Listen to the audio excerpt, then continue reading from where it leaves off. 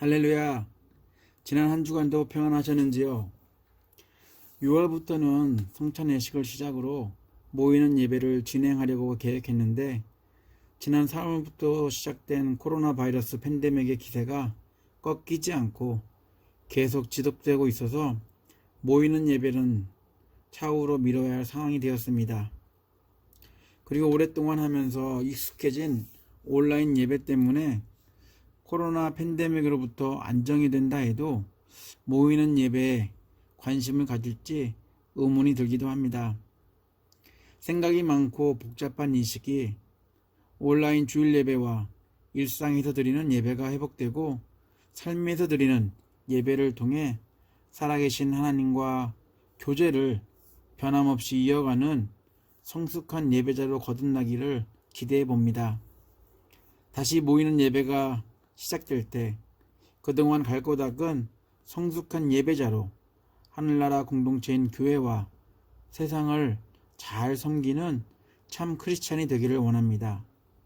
하나님은 저희들의 예배를 기뻐하시고 영광 받으실 것입니다. 저는 말씀을 나누면서 저희들은 언제든지 죽을 위급한 상황을 살고 있다고 계속해서 강조하고 있습니다. 미래의 어느 날에 죽음을 맞이할 저희의 장례식 때문에 위급한 상황을 강조하는 게 아니라 어느 누구도 죄로 인한 죽음을 피할 수 없음을 각인시키기 위해서입니다. 심지어 하나님의 아들 예수조차도 십자가의 죽음을 피할 수 없었습니다. 육체를 가진 피조물이라면 죽음을 통해 죄의 대가를 치러야 합니다. 슬픈 이야기이긴 하지만 우리 모두는 언젠가 죽음 앞에 서야 합니다. 그 언젠가를 누구도 모르기 때문에 저희들은 위급한 상황 가운데 살고 있는 것입니다. 건강하다고 죽음을 등한시할 수 없습니다. 돈이 많다고, 의학 지식이 풍부하다고 죽음을 무시할 수 없습니다. 저희들은 죽음이 두렵다고 죽음을 피할 수 있는 존재는 더더욱 아닙니다. 저희는 사랑하는 사람들과 마지막 인사도 못하고 언제, 어디서, 어떻게 죽을지 모르며 사는 인생들입니다. 최근 경찰에게 인종차별을 당한 조지 플로이드는 거의 3분의 1은 목조임을 당했습니다. 경찰의 목조임 속에서 그는 살고 싶어, 숨쉬고 싶다고 절규하듯 말했습니다. I cannot breathe. 그는 죽음에 대한 공포와 두려움을 외쳤지만 정의를 외치며 생명을 지켜줘야 할 경찰들이 그의 부르짖음을 외면하고 무시했습니다. 결국 그는 경찰의 무릎에 눌려 사람들이 보는 시야에서 싸늘한 죽음이 되었습니다. 이 일로 인해 미국뿐 아니라 전 세계가 인종 차별을 반대하며 그걸 외치고 거리로 나오고 있습니다. 세상은 여러 가지 말도 안 되는 이유를 가지고 사람들의 생명을 외면합니다. 죄로 가득한 세상에서 사람들은 나름 의인입니다. 자신들의 가치관으로 사람들의 생명을 좌지우지하며 자신들의 손에 그들의 생명이 달린 것처럼 생각하며 행동합니다. 그러나 인간 모두는 죄 때문에 언젠가는 I cannot breathe 라고 외칠 때가 올 것입니다. 세상과 달리 하나님은 영원할 죽음을 당할 하나님의 형상대로 지음받은 저희들을 외면하지 않으셨습니다. 죄로 인해 하나님과 단절되고 멀어졌지만 하나님은 자신의 아들의 죽음을 통해서라도 인류를 구원하고 하나님과의 긴밀하고 깊은 관계로 다시 회복하고 싶어 하셨습니다. 하나님은 영원한 죽음에서 벗어날 수 없는 저희들을 구원하시려는 하나님의 계획과 뜻을 인간들에게 계시해 주려고 꼭 죽음에서 구원하시겠다라는 하나님의 의지가 담긴 성경을 저희들에게 주셨습니다. 성경은 영원히 죽을 인류를 향한 하나님의 구원 계획이 담긴 구급책과도 같은 매뉴얼입니다. 그리고 성경은 구급책이면서 동시에 영혼을 살릴 구급약이기도 합니다. 하나님의 약속이 담긴 성경 때문에 더 이상 죽음이 주는 슬픔과 고통이 저희를 다스릴 수 없게 되었습니다. 언제 닥칠지 모르는 죽음의 두려움, 광야와 같은 인생 속에서도 기뻐하고 즐거워할 수 있는 이유는 하나님이 예수 그리스도를 통해 죽음을 이기시고 완성하신 부활 소망이 바로 우리에게 향하신 하나님의 구원 계획이었기 때문입니다. 성경은 하나님의 구원 계획을 계시하셨고 하나의 오류와 오차도 없이 다 이루어졌습니다. 성경 안에는 분명 상상의 신이 아닌 저희들을 죽음에서 살리실 하나님이 계십니다. 마지막 때에 위급한 시간을 살고 있는 저희들은 성경에서 말씀하시는 하나님의 음성에 귀 기울일 필요가 있습니다. 왜냐하면 성경은 저희들을 죽음에서 살린다는 하나님의 약속이 고스란히 담겨있는 살아있고 능력 있는 하나님의 음성이기 때문입니다. 성경에 등장하는 하나님은 문자적인 언어로만 존재하는 상상 속 신이 아니라 생명이 없던 흙에 생기를 불어 사는 영이 될 수 있도록 하신 것처럼 하나님은 죽을 저희를 충분히 살리고도 남을 창조주이십니다. 성경 안에는 많은 이야기들과 주제 그리고 인물들이 있습니다. 하지만 그 중에 하나님을 빼놓고는 성경 이야기를 말할 수 없습니다. 성경은 창조와 심판 그리고 구원이라는 하나님의 뜻을 담고 있습니다. 많은 사건들과 인간들의 이야기가 성경 속에 등장하지만 모든 사건, 사고의 중심에는 하나님이 존재합니다. 구약시대에는 스스로 존재하는 하나님의 이름을 부를 수 없었기에 야훼, 곧 여호와라고 불렀습니다. 하지만 신약에는 여호와 이름 대신에 하나님의 이름을 사용하고 있습니다. 구약과 신약에 등장하는 하나님을 부르는 호칭의 차이는 있지만 분명 같은 하나님을 말하고 있습니다. 죽을 영혼을 살리실 그 하나님을 말하고 있습니다. 구약에 나온 하나님은 이스라엘과 주변 나라들의 역사 가운데 등장하시며 하나님의 구원 계획이 얼마나 위대한지를 이스라엘 한 나라를 맛보기로 보여주고 있습니다. 인간들의 역사, 특별히 이스라엘의 포로 생활과 이스라엘의 귀환까지도 하나님의 계획 안에 있음을 우리가 알 수 있습니다. 에스라 1장 1절부터 3절까지 보게 되면 이렇게 쓰고 있습니다. 고레스가 페르시아의 왕이 된 첫 해의 일입니다. 여호와께서 예레미야를 통하여 하신 말씀을 이루시려고 고레스의 마음을 움직이셨습니다.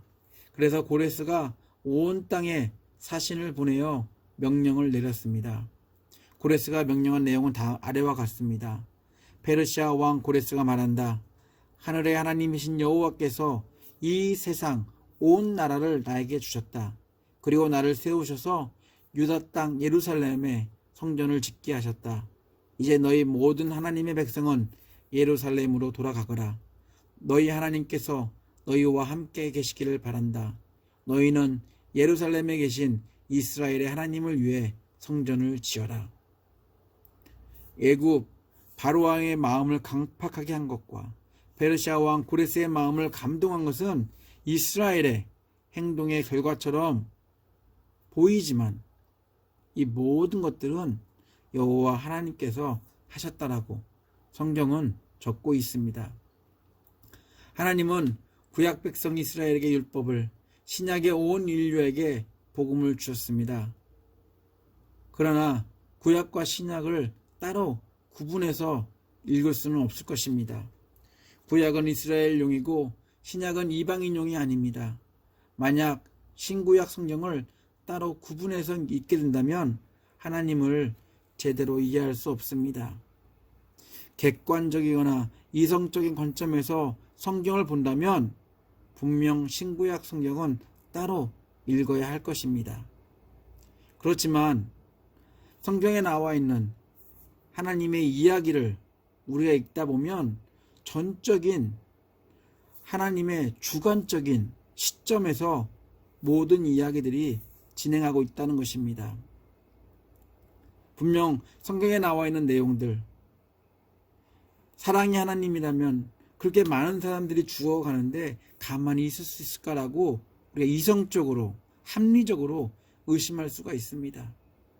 또한 부모와 형을 속인 야곱을 축복하셨다는 하나님의 축복도 저희가 합리적으로 의심해 볼 수 있습니다. 그렇기 때문에 성경 이야기는 객관적인 이성적인 관점보다는 하나님의 주관적인 관점에서 읽어야지만, 하나님의 시각에서 읽어야지만 이 이야기들이 이해가 되고 또한 그 가운데 믿음이 생길 수가 있습니다. 우리가 죽을 수밖에 없는 우리가 살림을 받는 것도 바로 우리의 그런 공로나 노력이 아닌 하나님의 주관적인 은혜였다는 사실, 분명히 하나님의 주관적인 은혜였기 때문에 우리가 죽지 않고 살리는 그런 은혜를 입게 되었습니다. 잘 알다시피 저희들은 저희들의 죽을 영혼을 살릴 어떠한 능력도 가지고 있지 않습니다. 하나님은 구약의 율법을 통해 저희는 죄로 인해 영원한 죽음을 피할 수 없는 존재라고 가르치고 있습니다. 객관적으로 이성적으로 본다면 나름대로 죄를 피하기 위한, 죽음을 피하기 위한 변명을 할 수 있습니다. 예수 앞에선 종교 지도자들의 모습이 그랬습니다. 그러나 하나님이 계신 성전에 나아가 제사를 드린다 할지라도 그것으로 그들의 죄를 가리기에는 완벽하지 못했습니다. 그래서 저희들의 죄를 대신해 죽을 희생양인 구원자 메시아의 필요함이 성경을 통해서 역설적으로 하나님의 주관적인 방법으로 설명되어지고 있습니다. 메시아는 하나님의 구원 계획을 이루시기 위한 주관적인 하나님의 방법이었습니다. 그리고 이 방법만이 온 인류를 구원하신다는 하나님의 뜻을 이룰 수 있는 그런 유일한 방법이기도 합니다. 인류 구원이라는 하나님의 계획은 율법이 제시한 흠없는 완벽한 의인 예수만 이룰 수 있었습니다. 예수가 달리신 십자가를 보며 사람들은 예수도 우리가 똑같은 죄인인 줄 알았습니다. 그러나 예수는 십자가의 죽음으로 끝나지 않고 죽음을 상징하는 무덤에서 부활하셨습니다. 부활 사건을 통해 예수는 죄인이 아닌 인류를 구원하시기 위해 저희들에게 오신 죄가 없으신 의로우신 하나님의 아들이셨습니다. 하나님은 예수를 죽음과 부활을 통해 하늘에서 계획한 하나님의 뜻을 이 땅에 이루는데 자기의 아들을 희생시키셨습니다. 요한복음 3장 16절입니다. 하나님께서 세상을 이처럼 사랑하셔서 왜 아들을 주셨으니 이는 그를 믿는 사람마다 멸망하지 않고 영생을 얻게 하려는 것이다. 하나님을 알기 위해 신비로운 그런 현상도 필요하겠지만 저희들은 성경을 통해 일하시는 하나님을 만날 수 있습니다. 하나님이 일하시는 이유는 죽을 저희들의 영혼을 살리기 위해서입니다. 찬양으로도 유명한 오늘 본문은 죽을 저희에게 새 생명을 주시고 그 생명을 지켜주시기 위해 일하시는 하나님을 선포합니다. 1절부터 8절입니다. 메시지 성경을 읽어드리겠습니다.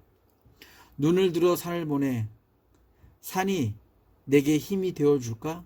아니, 내 힘은 오직 하나님, 하늘과 땅과 산을 만드신 그분께서 너를 붙드신다. 너의 보호자인 하나님은 잠드시는 법이 없다. 결코 없다. 이스라엘의 보호자는 졸거나 주무시는 법이 없다. 하나님은 너의 보호자, 내 오른편에서 너를 지키시니 햇빛을 막아주시고 달빛을 가려주신다. 하나님께서 모든 악에서 너를 지키시고 내 생명을 지키신다. 너의 떠나는 길과 돌아오는 길을 지켜주신다. 지금도 지키시며 앞으로도 영원히 지켜주신다. 오늘 본문을 잘 읽어보면 주어가 바뀐 것을 알 수 있습니다. 1절을 보게 되면 내가 주어가 되어서 찾고 있습니다. 하지만 2절 후반부부터 3절부터 쭉 보게 되면 주어는 내가 아닌 하나님이 주어가 되어 있습니다. 내가 스스로 생명을 지킬 방법을 찾아보지만 어느 곳에서도 죽음을 향해 달려가는 나를 살릴 수 없다는 것. 바로 그것이 오늘 1절을 통해서 발견되는 바로 우리의 모습입니다. 본문에서는 산이라고 표현되어 있지만 영어 성경을 보게 되면 복수형인 산들입니다. 성경은 어느 특정한 산들을 언급하지 않습니다.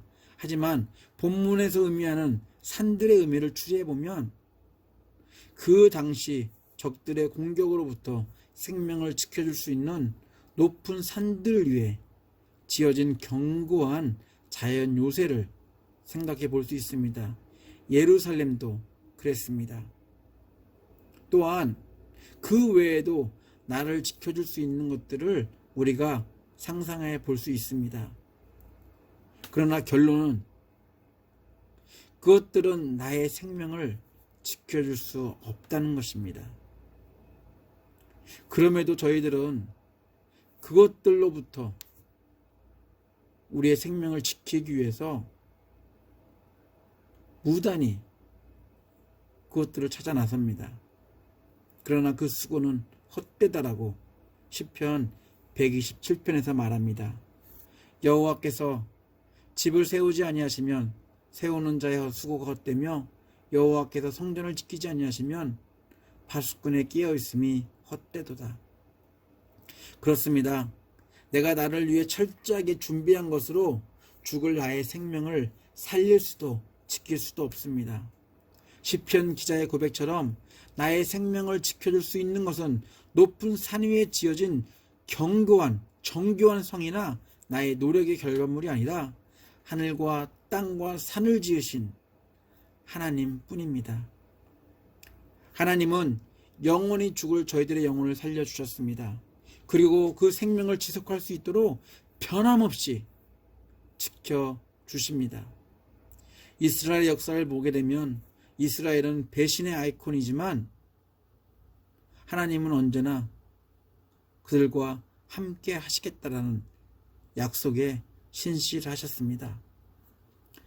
저희들의 삶을 보면 이스라엘보다 더 심한 모습이 바로 저희들의 모습입니다. 신실하지 못한 저희들임에도 불구하고 하나님은 변함없이 저희들의 생명을 지켜주시고 계십니다. 성경을 많이 읽어서 하나님을 많이 알고 있다고 저희들의 삶이 더 나아지는 것은 결코 아닙니다. 그러나 성경 속에 있는 하나님을 제대로 알고 만난다면 삶 가운데 만나게 되는 여러 상황 속에서도 하나님의 말씀이 위로가 되고 격려가 될 것입니다. 무엇보다도 죽을 우리의 영혼을 살려주시는 하나님의 생명을, 하나님의 그런 은혜를 우리가 말씀을 통해서 경험하게 될 것입니다. 저희는 세상 속에서 하나님 나라 백성이라는 이유 때문에 I can't breathe라는 상황을 자주 접하게 됩니다. 세상은 저희들을 버리거나 포기할 수 있습니다.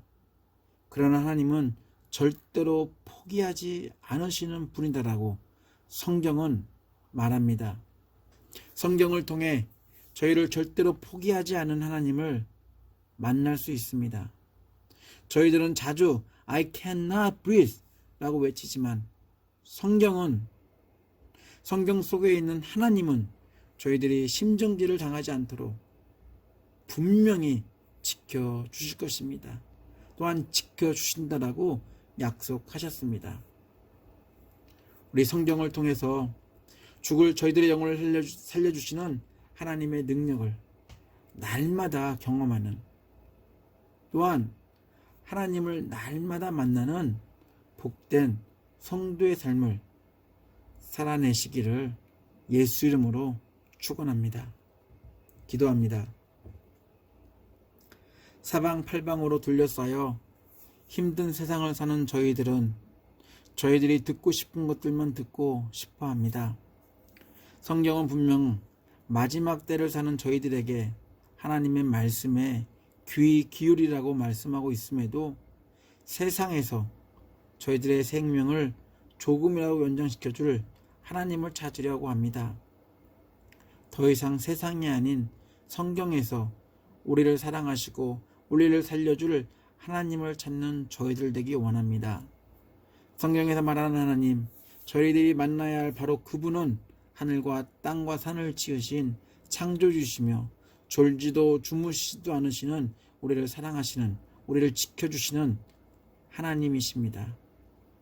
성경에서 말하는 하나님과의 깊은 대화를 하기 원합니다. 성경에서 말씀하시는 하나님의 음성에 귀 기울이며 나를 위한 견고한 성 바벨탑을 세워가는 것이 아니라 하나님이 세우신 하나님의 성에서 하나님의 도우심을 날마다 경험하는 복받은 사람들이 되기 원합니다. 헛된 수고에 목말라 하기보다 우리의 영혼을 살리시는 하나님의 약속이 담긴 성경에 목말라 하며 날마다 성경 속에서 저희들의 목을 축여주시며 생명의 기쁨을 부어주시는 하나님을 만나는 은혜를 허락하여 주시옵소서. 하나님, 오늘은 모일 때마다 기념하라고 명령하신 성찬 예식을 하려고 합니다. 온 성도가 이 예식에 같이 함께 하지는 않지만 가정에서 드려지는 성찬 예식을 통해 저희들의 죽을 영혼을 구하시러 계획하신 하나님의 뜻과 그 하늘의 계획을 몸소 실천하신 예수 그리스도의 행동, 또한 성령님의 감동이 이 예식 가운데 차고 넘칠 수 있도록 은혜를 부어 주시옵소서. 구원이라는 하나님의 계시가 담긴 성경이 진실임을 십자가에서 보여주신 예수 그리스도의 이름으로 기도합니다. 아멘.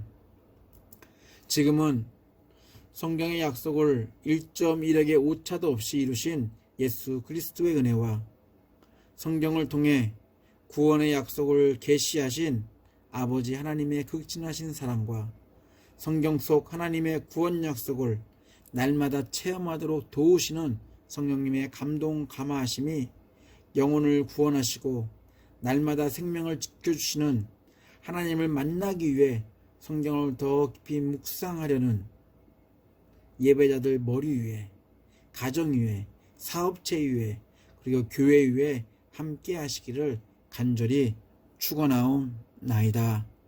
아멘.